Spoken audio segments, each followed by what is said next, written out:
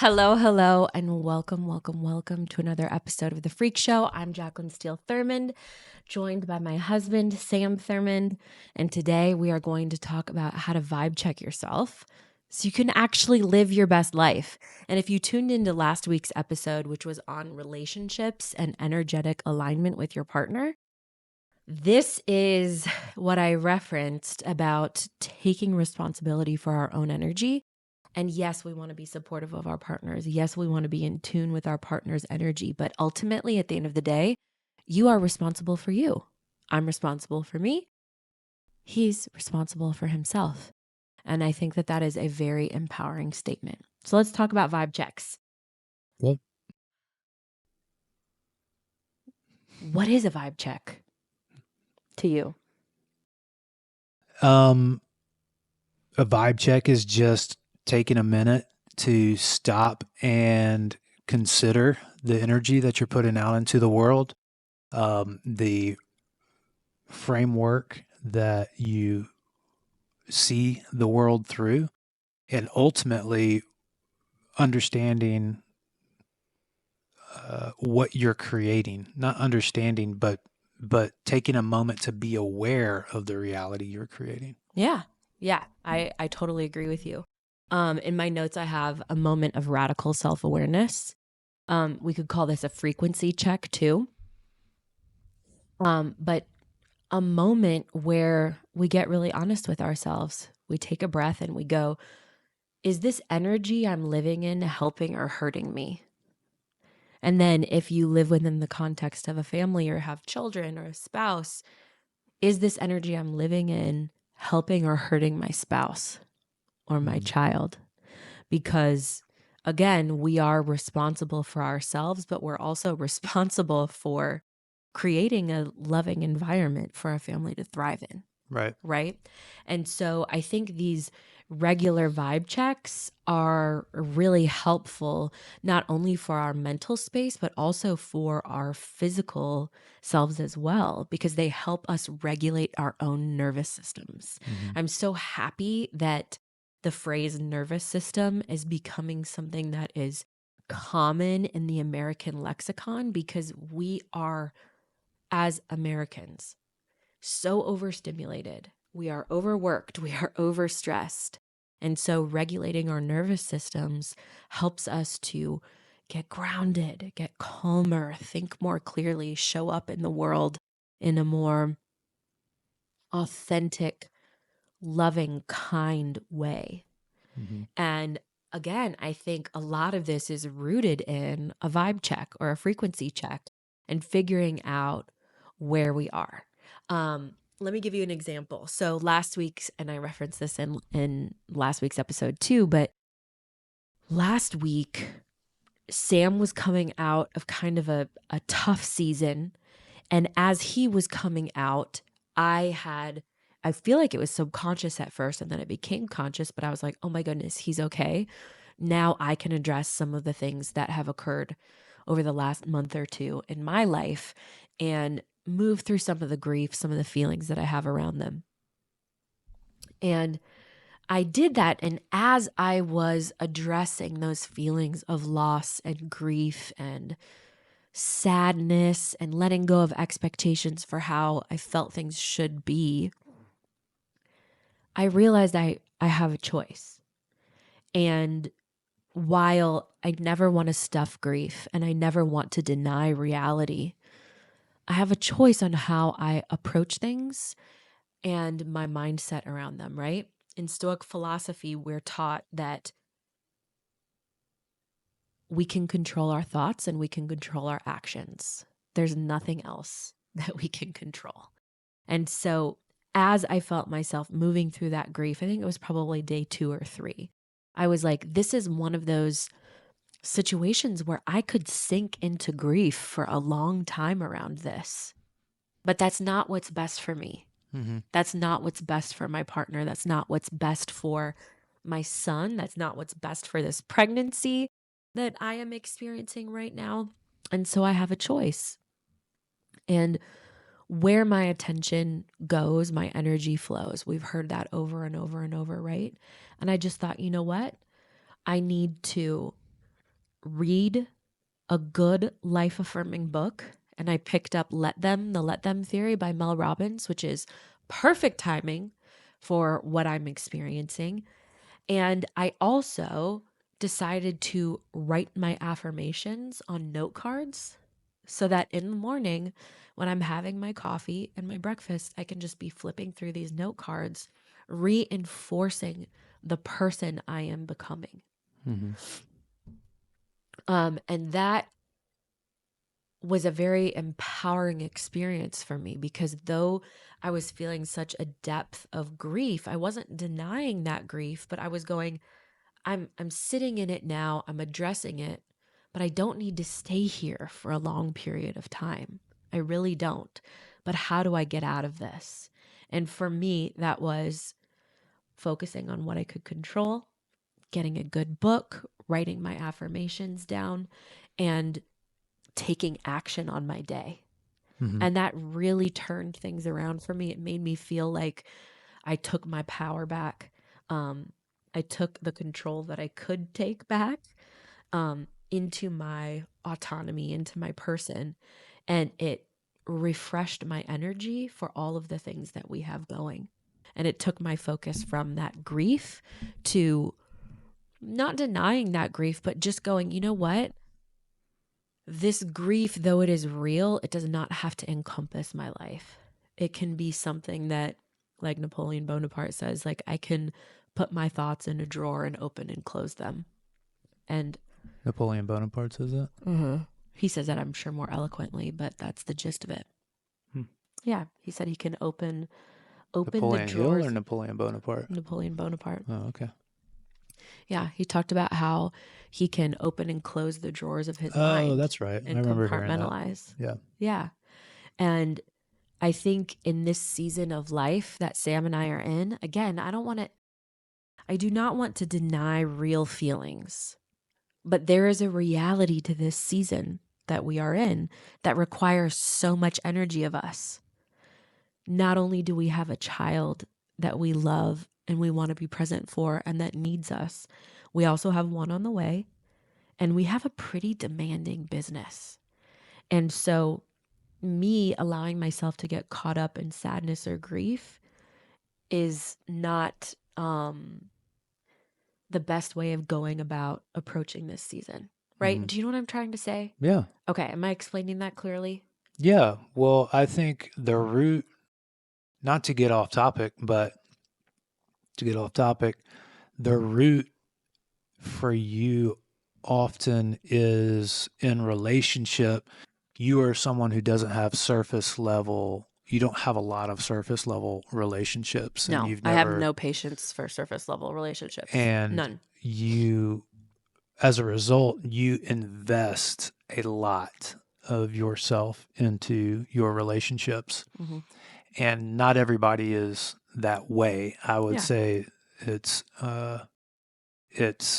a smaller percentage of relationships where you meet or interact with people who meet you on your level of willingness to invest. Yeah.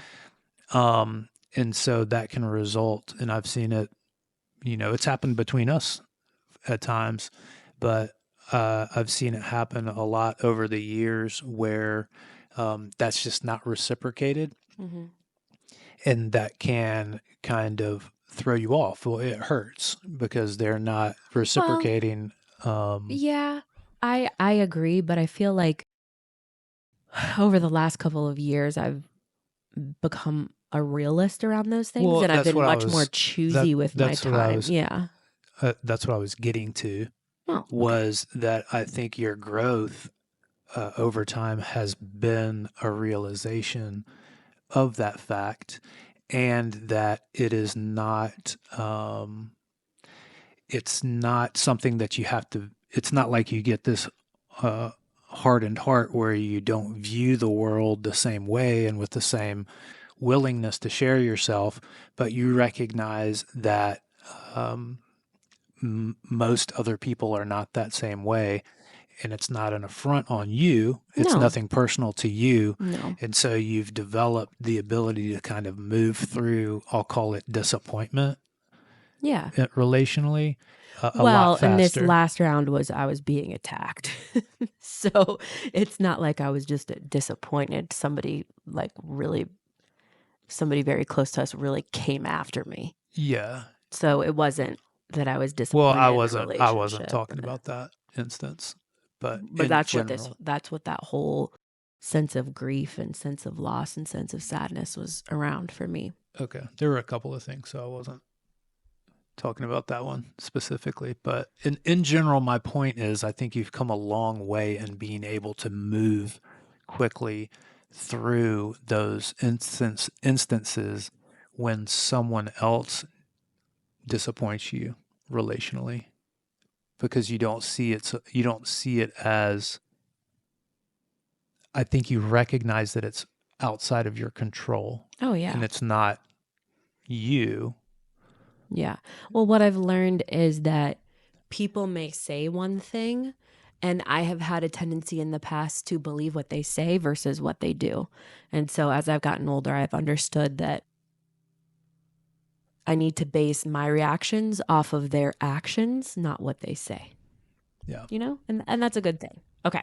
So, why is vibe checking yourself something that matters? Why is a frequency check something that matters?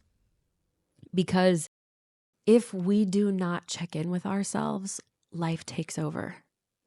If we don't consciously and intentionally cultivate our energy, whatever is happening around us will permeate that energy and dictate it, right? Mm-hmm. And so I think having that intention, it is so important because it affects the rest of our day, it affects our week, it affects our month, it affects our year, it affects our lives.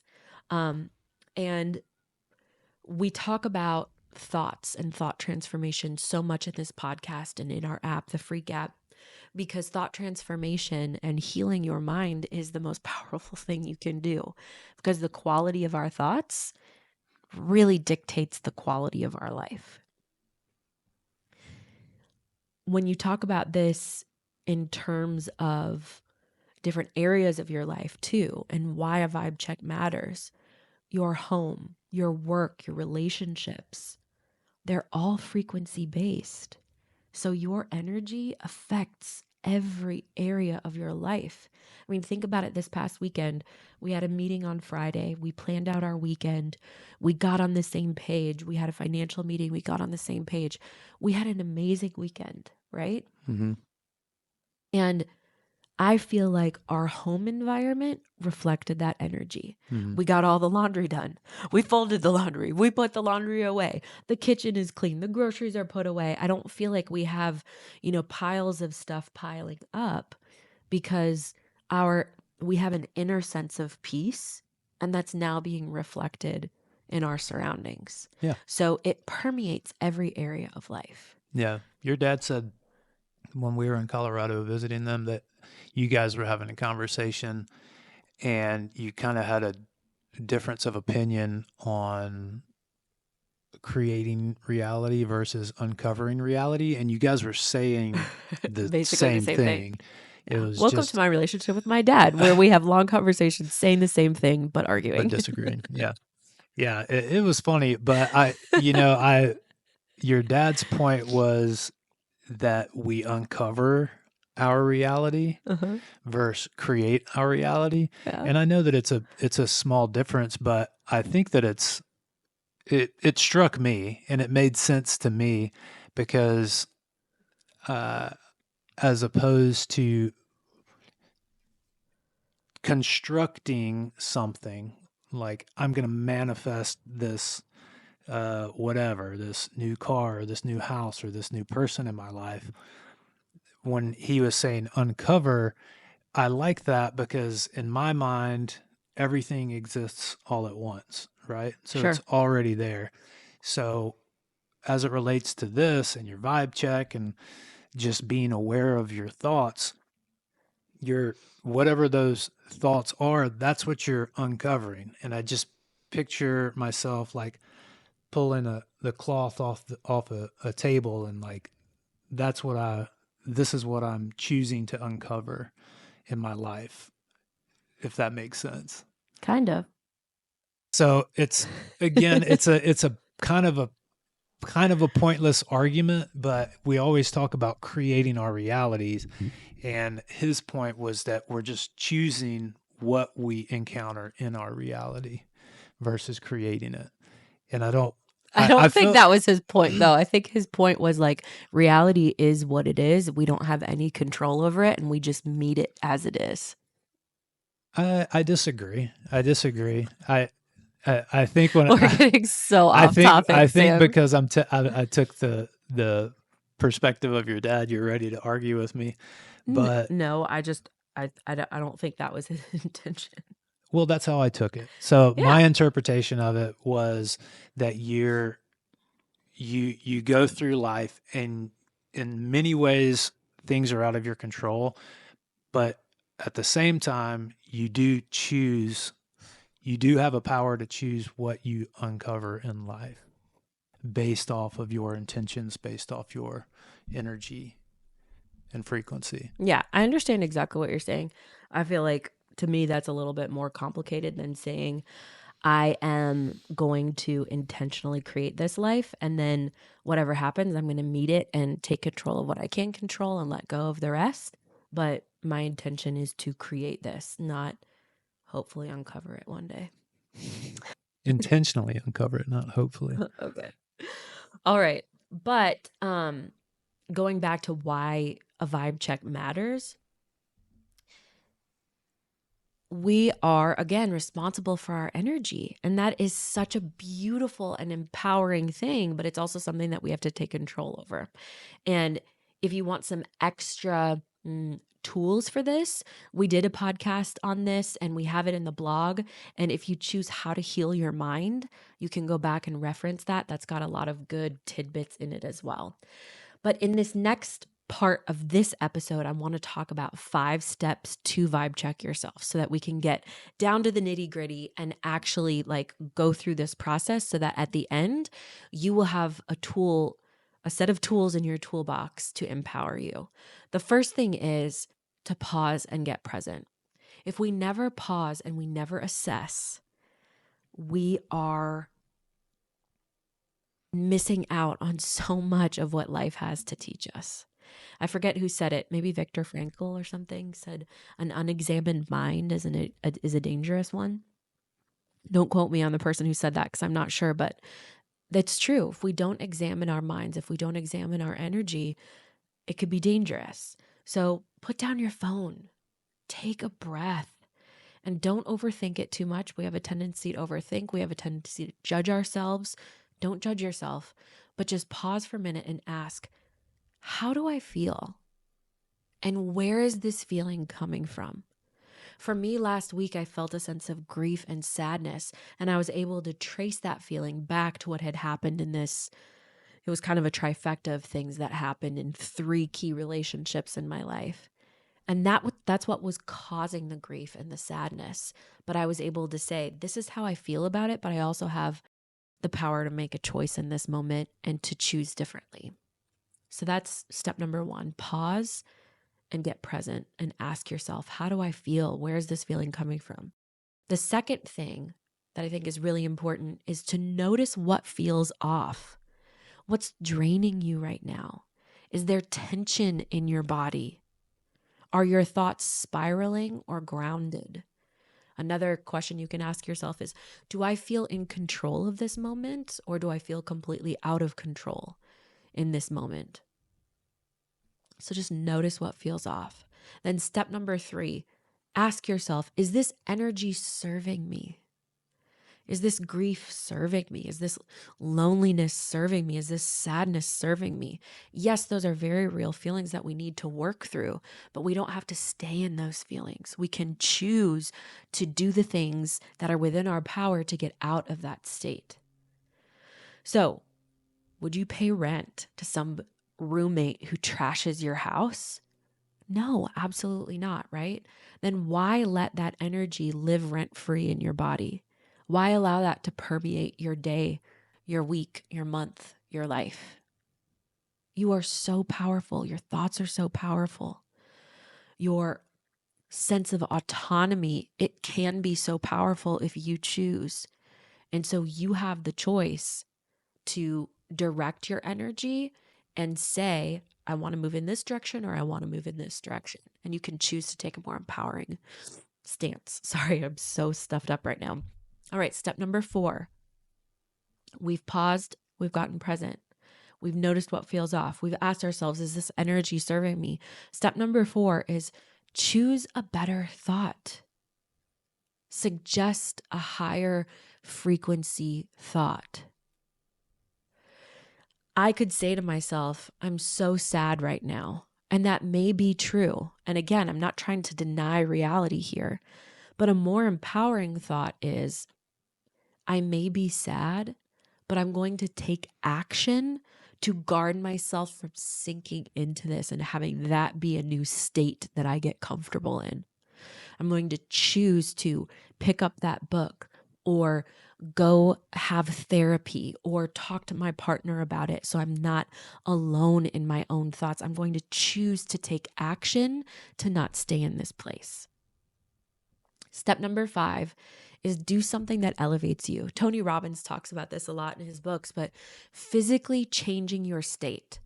So when I was feeling super sad, I was sitting in bed.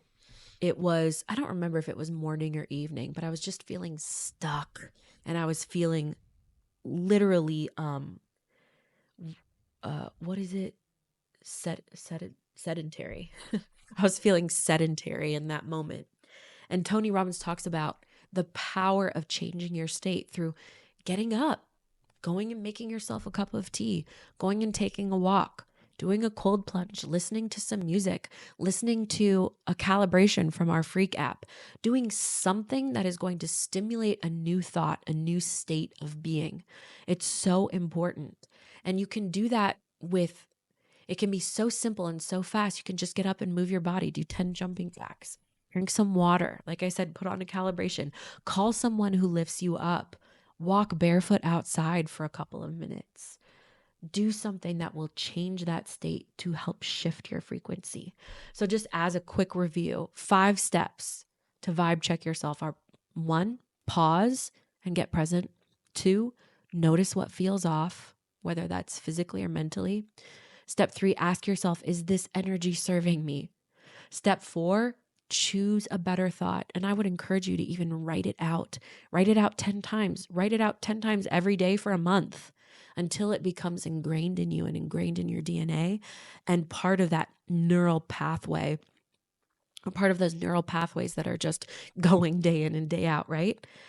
And then number 5, do something that elevates you.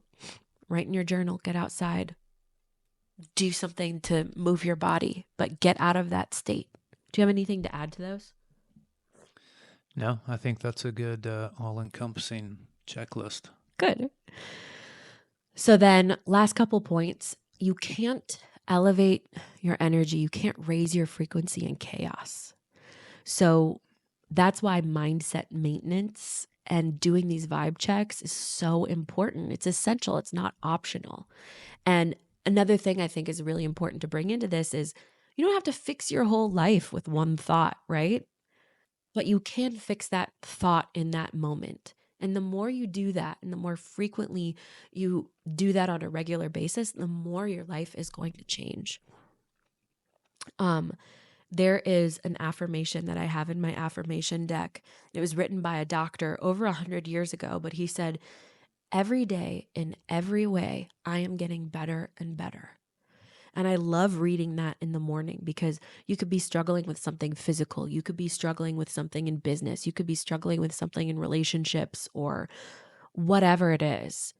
Every day in every way, I am choosing to get better and better and better. It doesn't have to be a whole life transformation in 1 second. It can just be one thought corrected at a time, just like you're editing a paper. Okay. Last point before we close this out is high frequency homework. This is something you could do if you so choose, but maybe set a timer to go off a couple, 2 or 3 times today or tomorrow, where the intention for when that timer goes off is to vibe check yourself and go, hey, how am I feeling in this moment? And how can I make it better? How can I choose a higher vibrational thought? Okay, if you want more on this topic, go to beckonliving.com, check out our blog because we have so many high frequency blog post topics in there, but also content that is specific to changing your thoughts. Again, the Freq App is a really powerful tool. It's launched, it's ready, it's going. We're looking for feedback on it because there's still some tech glitches we're working out, but there are so many beautiful calibrations on there to help with you and your mindset. And I think we should close out with a question. What should we ask him? If you're home, your habits and your thoughts are all reflections of your energy. What are they saying about your current vibe? I love that. If you are home, your habits and your thoughts are all reflections of your energy. What are they saying about your current vibe? You read it better. I put the emphasis on the wrong syllables. I know. That's why I reread it. It's okay, though. All right. That's what we have for today. Guys, thank you so much for listening. Live on purpose, live on frequency, and we will catch you in the next episode.